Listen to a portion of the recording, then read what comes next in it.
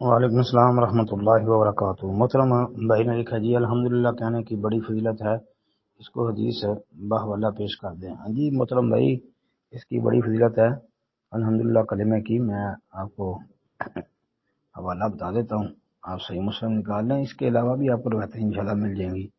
اور صحیح مسلم کے اندر یہ الحمدللہ تملا المیزان کہ الحمدللہ کلمہ جو ہے اس سے ترازو بڑھ جاتا ہے جی۔ یہ صحیح مسلم میں 223 نمبر ہے، بریکٹ والا نمبر دیکھ لینا جی۔ بریکٹ کے باہر ایک نمبر لکھا ہوگا، بریکٹ والا نمبر 223 ہے۔ التہور شطر الایمان والحمدللہ تملا المیزان وسبحان اللہ والحمدللہ تملأان او تملا ما بین السماوات والارض جی۔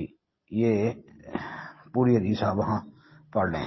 اس کے علاوہ یہ روایت اور بھی کئی کتابوں میں آتی ہے، تو سنن ترمذی کے اندر بھی یہ آپ کو ملے گی۔ وہاں پر جو ہے اس کے الفاظ یہ ہیں جی، الوضوء شطر الایمان، الوضوء شطر الایمان والحمدللہ تملا المیزان وسبحان اللہ والحمدللہ تملأان او تملا ما بین السماوات والارض والصلاۃ نور والصدقۃ برہان والصبر ضیاء والقرآن حجۃ لک او علیک کل الناس یغدو فبائع نفسہ فموتقها او موبقها۔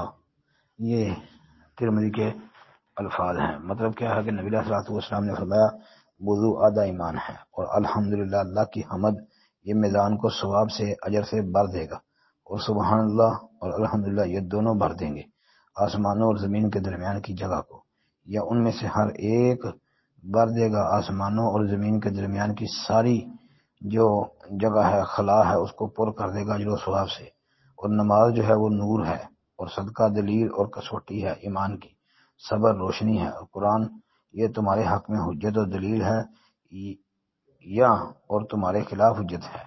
ہر انسان صبح اٹھ کر اپنے نفس کو فروخت کرتا ہے، چنانچہ تو اللہ کے یہاں فروخت کر کے اس کو جہنم سے آزاد کر لیتا ہے، یا شیطان کے ہاں فروخت کر کے اس کو ہلاکت میں ڈال دیتا ہے جی۔ باقی اس کے علاوہ بھی جو ہے الحمدللہ کلمے کی بڑی فضیلت اور اہمیت حدیث میں وارد ہوئی ہے جی۔ السلام علیکم ورحمۃ اللہ۔